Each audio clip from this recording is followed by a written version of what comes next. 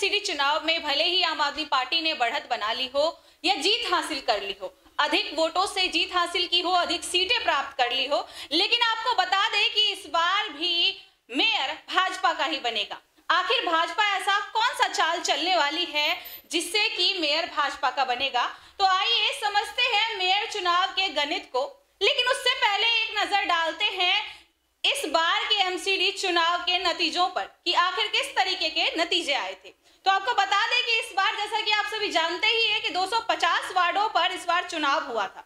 250 वार्डों में से आम आदमी पार्टी ने 134 सीटें हासिल की थी। वहीं भाजपा की बात करें तो 104 और कांग्रेस ने केवल 9 सीटें हासिल की थी। और निर्दलीय की बात करें तो 3 सीटें निर्दलीय के पास गई थी।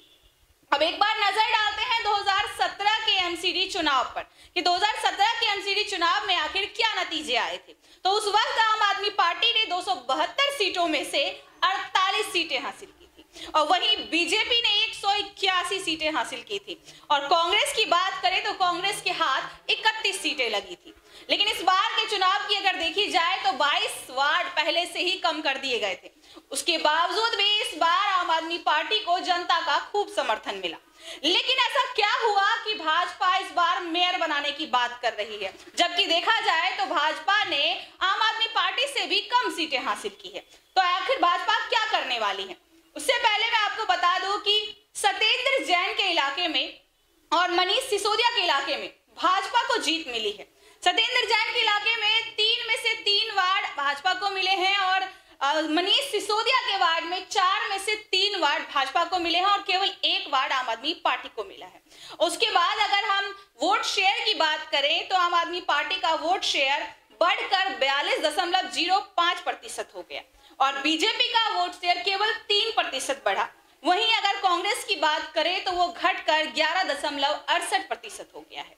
अब बीजेपी दिल्ली प्रदेश अध्यक्ष आदेश गुप्ता ने चुनाव के नतीजे आते ही कुछ ऐसा कह दिया जिससे कि सभी विपक्षियों के दिल में धक धक होने लगी, खास तौर पर आम आदमी पार्टी में। लेकिन फिर भी जिस दिन चुनाव के नतीजे आए उस दिन गोपाल राय, आम आदमी पार्टी के मुख्य अरविंद केजरीवाल, भगवंत मान पंजाब के सीएम और मनीष सिसोदिया बड़ी बड़ी बातें करते नजर आए। साथ ही साथ संजय सिंह भी बड़ी बड़ी बातें करते नजर आए। वो ये कह रहे थे कि भाजपा को अभी भी ये बात समझ में नहीं आ रही है कि जनता ने उन्हें धुतकार दिया है। जनता ने 15 साल से जो राजनीति चलती आ रही थी एमसीडी में उसे लताड़ दिया है, उसे हटाने की कोशिश कर रही है। भाजपा के मुंह पर एक तमाचा लगा है, लेकिन फिर भी भाजपा इस बात को मानने को तैयार नहीं है। भाजपा इस बात का दावा कर रही है कि इस बार भी दिल्ली में मेयर भाजपा का ही होगा, क्योंकि पिछले 3 बार से मेयर भाजपा का था तो इस बार भी भाजपा का ही होगा। लेकिन जाहिर सी बात है, अगर कोई नई पार्टी एमसीडी में आई है और बढ़त बनाई है उसने, तो वो ये दावा जरूर करेगी कि इस बार मेयर उनका हो। अब ये मुमकिन कैसे होगा कि आम आदमी पार्टी से कम सीटें लाने के बावजूद भी भाजपा अपना मेयर बनाएगी? तो आइए आपको मेयर का गणित समझाते हैं कि मेयर चुनाव में कैसा गणित लगाया जाता है। तो सबसे पहले मैं आपको बता दूं कि आम आदमी पार्टी के पास इस बार बहुमत से 8 सीटें ज्यादा है। वहीं बीजेपी के पास 22 पार्षदों की आवश्यकता है मेयर बनाने के लिए। और अगर हम कांग्रेस की बात करें तो इस वक्त कांग्रेस के पास 9 सीटें हैं 2022 के चुनाव की और निर्दलीय 3 हैं। तो 9 और 3 12 हो गए। अगर ये 12 के 12 भाजपा को वोट करते हैं तो भाजपा के पास केवल 10 और पार्षदों की आवश्यकता शेष रह जाएगी। लेकिन अभी ये कोई नहीं जानता कि ये कांग्रेस और निर्दलीय जो सीट है टोटल 12 वो किसे वोट करने वाले हैं। और आपको बता दें कि जो मेयर का चुनाव होता है उसमें सीधी वोटिंग नहीं होती है, उसमें जो जीते हुए पार्षद होते हैं वही मेयर के लिए वोट करते हैं। इस मेयर के चुनाव को लेकर के किसी भी पार्टी की तरफ से, यानी कि भाजपा और आम आदमी पार्टी दोनों में से किसी भी पार्टी की तरफ से किसी भी नाम की आधिकारिक तौर पर पुष्टि नहीं की गई है। लेकिन सूत्रों के हवाले से यह खबर आ रही थी कि कालका जी से आम आदमी पार्टी की विधायक आतिशी को मेयर के चुनाव में उतारा जाएगा। लेकिन फिर ये बात भी सामने आने लगी क्योंकि आतिशी पहले से ही विधायक है तो उनका नाम इस चुनाव के लिए नामांकित नहीं किया जा सकता, केवल पार्षद ही खड़े हो सकते हैं मेयर चुनाव के लिए।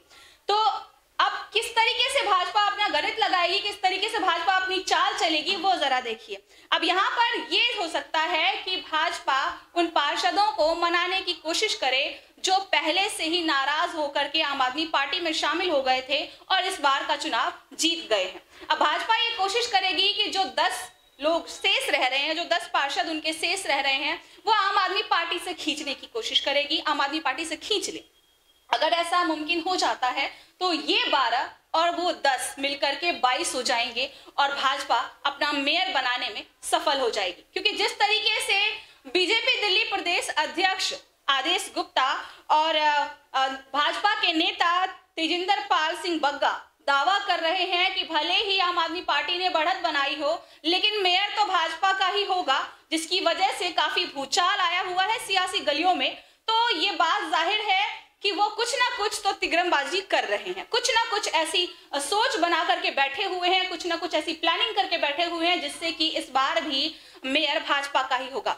अभी दोनों ही पार्टियां इंतजार कर रही है चुनाव आयोग की बैठक की, जिसमें ये बातें साबित हो जाएंगी कि आखिर मेयर कौन सी पार्टी का होगा। और आपको बता दें कि इस वक्त दिल्ली प्रदेश अध्यक्ष का ये कहना है कि जिस तरीके से जनता ने आम आदमी पार्टी के नेता सत्येंद्र जैन और मनीष सिसोदिया के क्षेत्र में उनको बहुमत नहीं दी, भाजपा को चुना, आम आदमी पार्टी के सारी फ्री की सुविधाओं को छोड़ करके भाजपा को चुना, तो इससे ये साबित होता है कि जनता ये समझ चुकी है कि आम आदमी पार्टी एक भ्रष्टाचारी पार्टी है, एक भ्रष्टाचार की पार्टी है। इसीलिए आम आदमी पार्टी को जनता ने अपना पूर्ण समर्थन नहीं दिया और यही वजह रही कि आम आदमी पार्टी ने केवल 134 सीटें हासिल की, वहीं भाजपा ने 104 सीटें हासिल की। यानी कि जनता के मन में कहीं ना कहीं अभी भी भाजपा के लिए प्रेम बना हुआ है।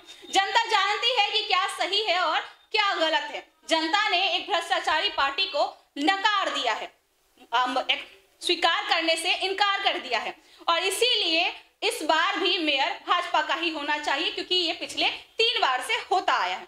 दिल्ली में पिछले 15 सालों से एमसीडी में भाजपा का ही शासन रहा, तो इस बार आम आदमी पार्टी चाहती है कि इस बार, क्योंकि वो नई पार्टी है और उन्होंने बढ़त बनाई है, तो इस बार उनका शासन हो, उनका ही मेयर हो।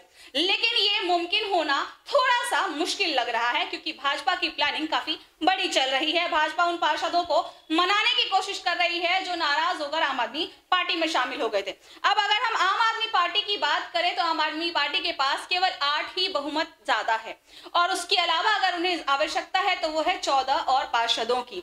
अब वो 14 पार्षद कहां से आएंगे, ये आम आदमी पार्टी सोचने में लगी हुई है, इस चीज पर विचार कर रही है। अगर कांग्रेस और निर्दलीय आम आदमी पार्टी को सपोर्ट करते हैं तो उनके पास केवल 2 और पार्षदों की आवश्यकता शेष रह जाएगी। उनके मेयर के लिए मत दें, उनको चुने और उनका समर्थन करें। अब मेयर चुनाव के गणित की बात कर रहे हैं तो ये बता दूं मैं आपको कि क्रॉस वोटिंग होती है मेयर चुनाव में। इस चुनाव में किसी भी पार्टी का पार्षद किसी की भी पार्टी के मेयर को वोट दे सकता है और उस पर किसी भी तरह के दल बदल का कानून लागू नहीं होता है और ना ही इस बात की जांच बिठाई जाती है कि आखिर किस पार्टी के पार्षद ने किस पार्टी के मेयर को समर्थन दिया है, अपना वोट दिया है। खैर, मेयर के चुनाव भी बहुत जल्द हो जाएंगे। जिस तरीके से दिल्ली एमसीडी के चुनाव के नतीजे आए, वैसे ही मेयर के चुनाव के नतीजे भी बहुत जल्द आप लोगों के सामने होंगे। तब तक एनसीआर समाचार की हर कवरेज पर अपनी नजर बनाए रखें।